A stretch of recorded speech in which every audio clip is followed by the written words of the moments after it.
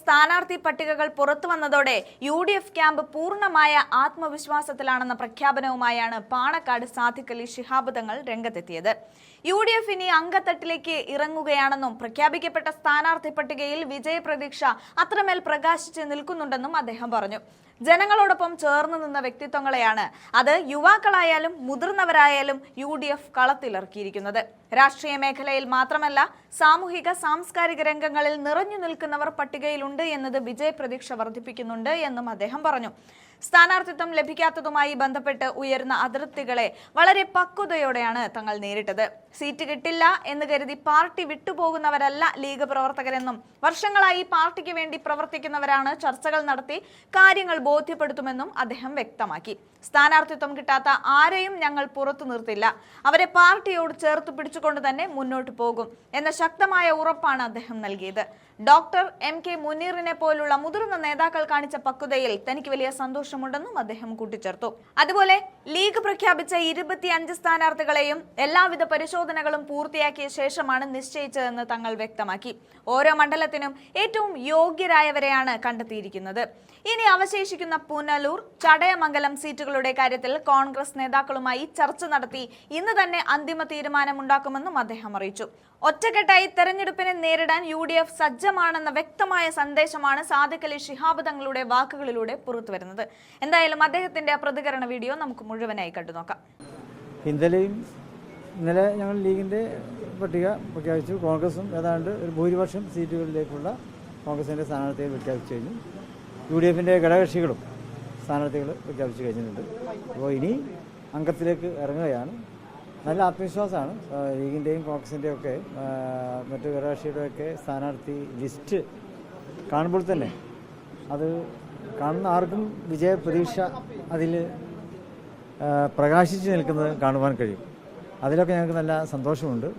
ഞങ്ങളോടൊപ്പം ചേർന്ന് നിന്നിട്ടുള്ള ആൾക്കാരാണ്. അതായത് ചെറുപ്പക്കാരായാലും മുതിർന്നവരായാലും രാഷ്ട്രീയ മേഖലയിലും എന്നതുപോലത്തെ മറ്റ് സാമൂഹിക സാംസ്കാരിക മേഖലയിലൊക്കെ നിറഞ്ഞു നിൽക്കുന്ന വ്യക്തിത്വങ്ങളെയാണ് UDF സ്ഥാനാർത്ഥികളായി പ്രഖ്യാപിച്ചിട്ടുള്ളത്.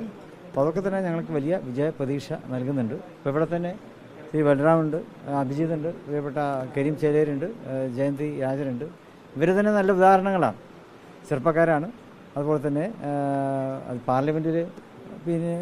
പാർലമെൻ്ററി ജീവിതത്തിൽ ഏറെ സംഭാവന നൽകപ്പെട്ടിട്ടുള്ള ആളുകളാണ് ഇവരെല്ലാവരും. ഓരോ സ്ഥാനാർത്ഥിയെയും ഞങ്ങൾ തിരഞ്ഞെടുത്തിട്ടുള്ളതും അത്തരം പ്രത്യേകതകൾ കണ്ടുകൊണ്ടാണ്. അപ്പോൾ അത് ജനങ്ങൾ അതേറെ സന്തോഷത്തോടെ സ്വീകരിക്കുമെന്ന് തന്നെയാണ് ഞങ്ങൾ പ്രതീക്ഷിക്കുന്നത്. അതോടൊപ്പം തന്നെ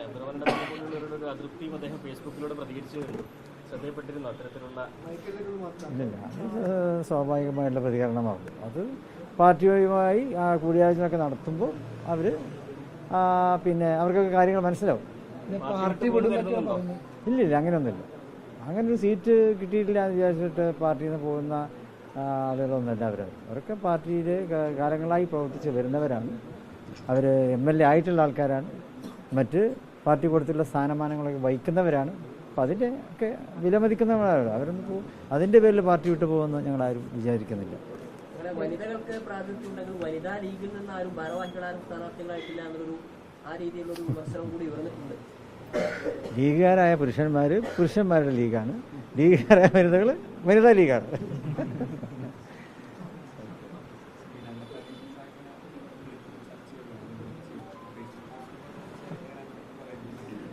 ഞങ്ങൾ ചർച്ച ചെയ്യും. അങ്ങനെ അതിർത്തി ഉണ്ടെങ്കിൽ നമുക്ക് എന്തുകൊണ്ടാണ് അതിർത്തി പ്രകടിപ്പിക്കുന്നത്, അവരുടെ വികാരങ്ങൾ എന്താണ് എന്ന് പാർട്ടി ചോദിച്ചറിയും. അവരാരും ഞങ്ങൾ പുറത്തു നിർത്തില്ല. ഒരു സ്ഥാനാർത്ഥിത്വം കിട്ടാത്തവരാരും ഞങ്ങൾ പുറത്തു നിർത്തൂല. അവരെ പാർട്ടിയോട് ചേർത്തി കൊണ്ട് തന്നെ നമ്മൾ മുന്നോട്ട് പോകും.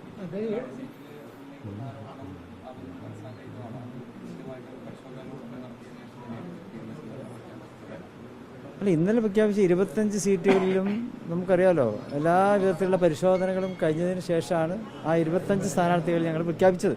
നിങ്ങൾ പത്രക്കാർക്ക് തന്നെ അത് പറഞ്ഞല്ലോ, ലീഗ് എന്തിന് എത്ര സമയം ചെലവഴിക്കുന്നതെന്ന് നിങ്ങളൊക്കെ ചോദിക്കുകയുണ്ടായി. അപ്പോൾ അതുകൊണ്ട് തന്നെ ഇപ്പം നിങ്ങൾ ചോദിച്ചതിന് അർത്ഥമൊന്നുമില്ല. ഓരോ മണ്ഡലത്തിനും ആരെയാണോ യോജ്യമായിട്ടുള്ളത് അതാണ് നമ്മൾ പ്രഖ്യാപിച്ചത്. അത് ഞങ്ങളുടെ ശ്രദ്ധയിൽപ്പെട്ടിട്ടില്ല. അല്ല അവർ അതായത് സ്ഥാനാർത്ഥിത്വം പ്രതീക്ഷിച്ചവർക്ക് സ്വാഭാവികമായിട്ടും ചില നിരാശയൊക്കെ ഉണ്ടാവും. അതിപ്പോൾ അവർ നിങ്ങൾ പത്രക്കാർ മൈക്ക് തൂക്കി പിടിച്ച് പോകുമ്പോൾ എന്തെങ്കിലും പറയണമല്ലോ, ആ നിലക്ക് അവർ പറയും. നിങ്ങൾ അതേ സമയത്ത് നിങ്ങൾ മുനീർ സാഹിബിൻ്റെ അടുത്ത് പോയി നിങ്ങൾ വേറെ വല്ലതും കിട്ടുമെന്ന് വിചാരിച്ചു. പക്ഷേ മുനീർ സാഹിബ് വളരെ പക്വതയോടെയാണ് അതിന് പ്രതികരിച്ചതെന്നുള്ള ഞങ്ങൾക്ക് വലിയ സന്തോഷമുണ്ട്. അദ്ദേഹമായിട്ട് കാര്യങ്ങളൊക്കെ കൂടിയാലോചിച്ചതിന് ശേഷമാണ് നമ്മൾ പിന്നെ സ്ഥാനാർത്ഥി ലിസ്റ്റൊക്കെ പ്രഖ്യാപിച്ചത്.